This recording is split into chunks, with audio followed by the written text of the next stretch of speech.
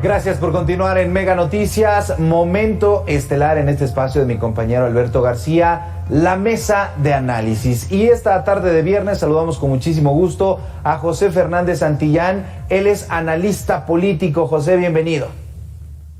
Muchas gracias por la invitación, saludos al auditorio, saludos a usted, Abel, y saludos a David Saucedo.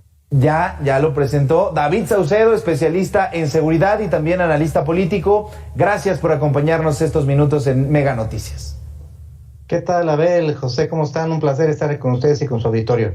Bueno, pues nos vamos de lleno al tema interesante. ¿Por qué? Porque hace ya varios años que están en funciones estos programas de pensiones para adultos mayores. Es decir, cada bimestre se les va depositando cierta cantidad a los adultos mayores, además de que han cobrado importancia otros programas sociales del gobierno federal. En este caso, y comenzamos contigo, José, ¿consideras que ha sido un programa exitoso en sus objetivos, es decir, apoyar a esta población mayor, de mayor edad, y sobre todo si es que se ha utilizado también como pues una plataforma electoral o clienteral en estos temas también de elecciones? Bueno, en términos de justicia social no ha sido exitoso porque no resuelve el problema económico al que se enfrenta la población de mayor edad en nuestro país. Es cantidad que no sirve para mantener a un adulto mayor, mucho menos a su familia. Así es que me parece un fracaso desde el punto de vista de la justicia social.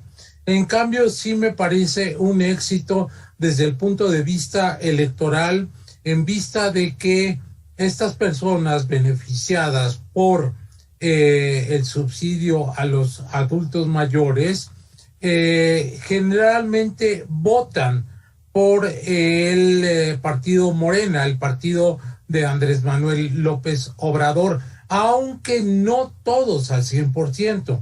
Hay adultos mayores que aún recibiendo este subsidio no votan por el partido Morena, ni a nivel presidencial, ni a nivel estatal, ni a nivel municipal.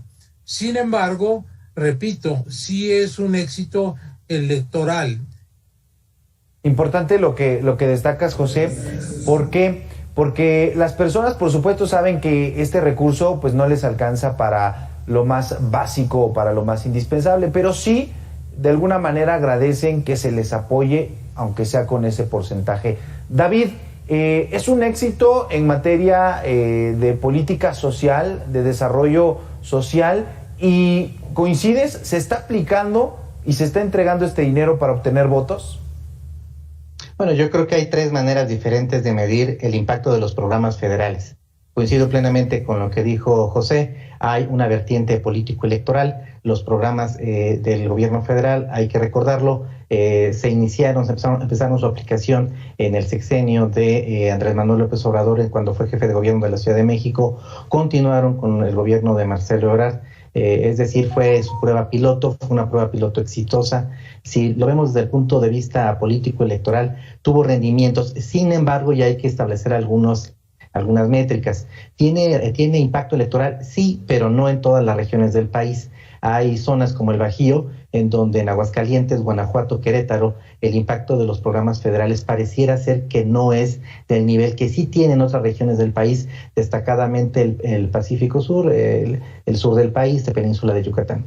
Y hay otras zonas en donde tuvo un gran impacto electoral, destacadamente la Ciudad de México, pero en donde tenemos ya rendimientos decrecientes, en donde empezamos a ver que los programas federales empiezan a tener ya una merma en su impacto electoral.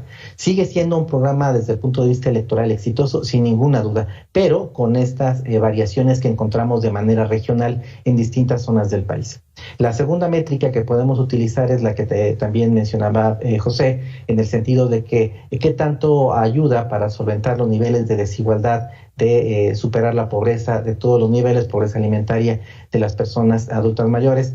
De acuerdo con las mediciones que han hecho instituciones académicas, organismos multinacionales, el Banco Interamericano de Desarrollo, el Banco Mundial, propios académicos, investigaciones realizadas por universidades en México, nos señalan que en efecto, desde el punto de vista sociológico, pues realmente no hay un impacto en la superación de la pobreza entre la población que está recibiendo este subsidio.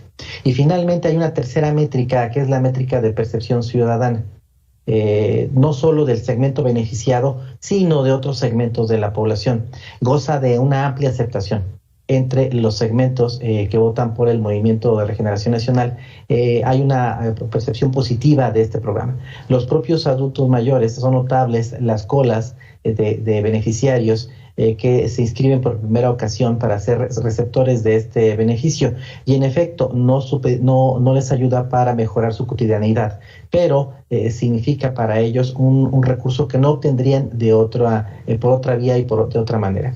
Entonces hay tres maneras de medirlo: desde el punto de vista de política electoral, desde el punto de vista sociológico del rezado de la pobreza, y finalmente desde el punto de vista de percepción ciudadana con respecto a qué ocurre con el programa. Claro. Entonces me parece que en las últimas dos, en la vertiente intermedia y en la vertiente 2, realmente no hay un impacto.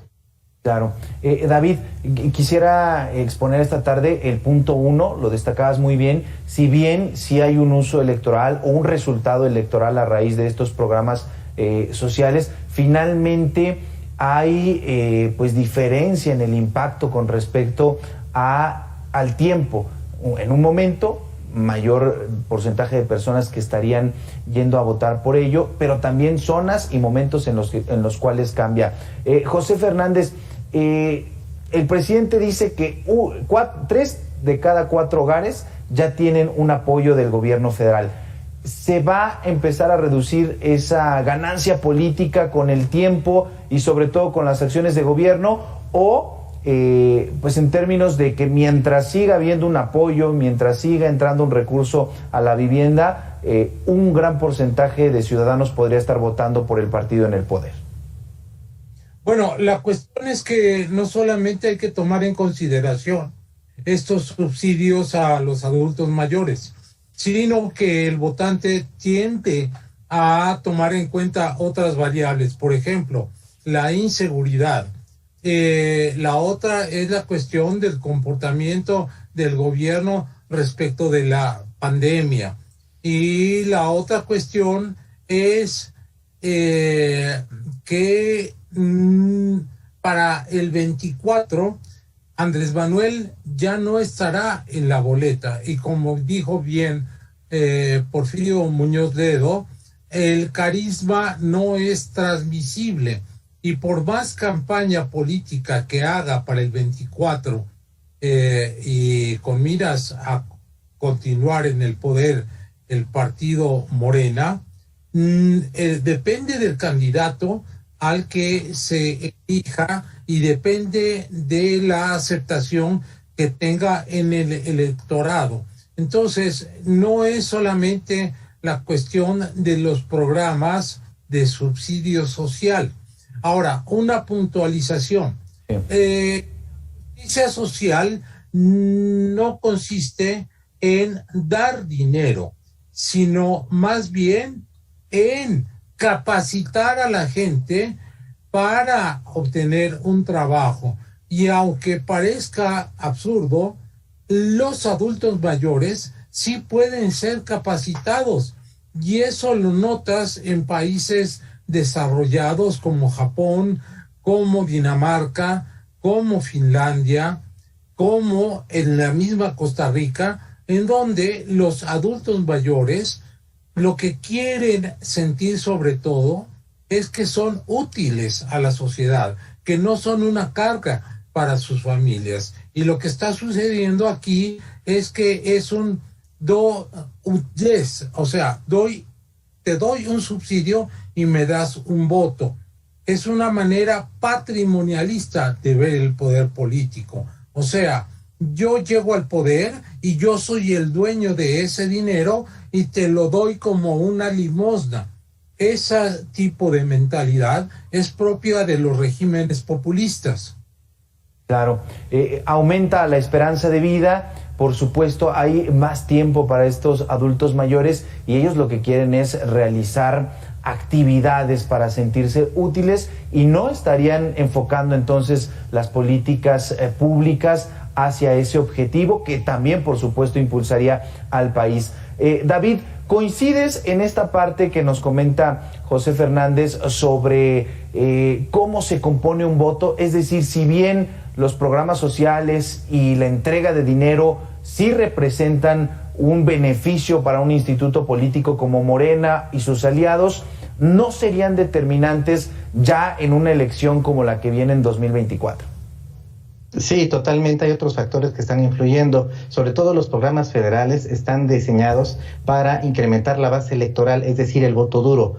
La votación de cualquier partido político se nutre de distintos tipos de voto, sumariamente, sin ánimos de ser exhaustivos. Creo que Morena le está apostando a distintos tipos de votante. El voto duro es aquel que se conforma con los beneficiarios de los programas federales, no solo el que estamos mencionando, sino otros tantos que está impulsando el presidente Andrés Manuel López Obrador. También tenemos el voto blando, que ese más bien reacciona frente a ciertas condiciones como las que mencionaba José, por ejemplo, el clima de inseguridad. El segmento de indecisos normalmente reacciona frente a los niveles de inflación. Se va para un lado o para el otro en función de que un gobierno sea capaz de tener un dólar barato, de tener la gasolina a cierto nivel para que se puedan desplazar en los vehículos automotores. Hay otro segmento del electorado que se inclina por un partido o por otro en función de lo que llamamos el voto de castigo. Es decir, no tanto por un partido, por un candidato, por un sentimiento de identidad de partido, sino por evitar que alguien diferente a lo que tiene él como identidad llegue al poder. Y finalmente, lo tengo que mencionar, todavía alcanzamos a ver en los pasados procesos electorales la participación de fuerzas oscuras como el narcotráfico, que participan en la movilización de votantes para beneficiar a ciertos partidos y ciertos candidatos. Sumariamente, el Movimiento de Regeneración Nacional le apuesta a distintos tipos de voto. Todos sumados, me parece que están conjugándose para obtener la cifra ganadora que les permitiría llegar a la victoria. Dicho sea de paso, en América Latina, cuando la izquierda llegó al poder, normalmente gobernó cuando menos en 2 periodos presidenciales. Y me parece que en estos momentos los programas federales y el que estamos comentando hoy, la pensión para adultos mayores, forma parte de esta estrategia del presidente y de su equipo para darle continuidad a su partido en el siguiente mandato presidencial. Claro.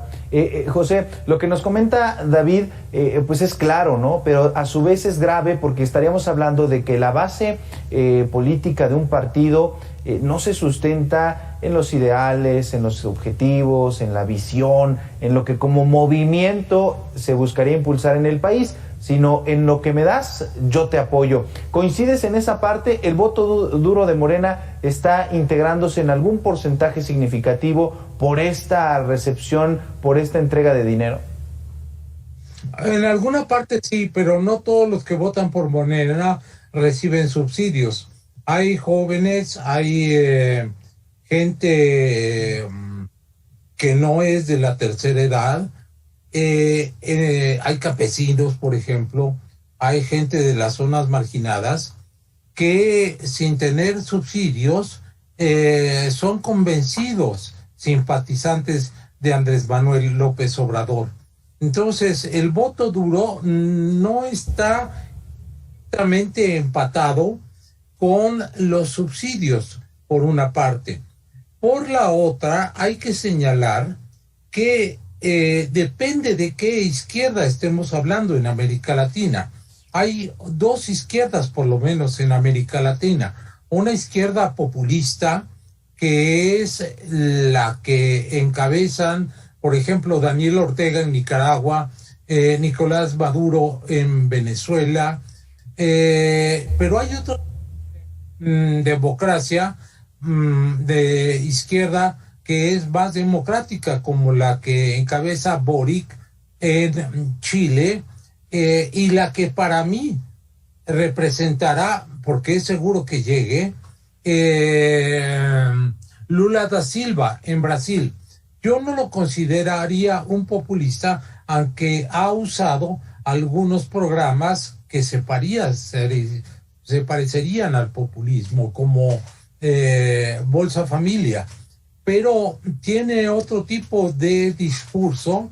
Es un líder ciertamente carismático, pero sus políticas van orientadas, fíjate bien, no a que los pobres se queden pobres y subsidiados, sino a sacar a los pobres de la pobreza y transformarlos en clase media. Eso fue lo que hizo en su momento como presidente de la República, Lula da Silva.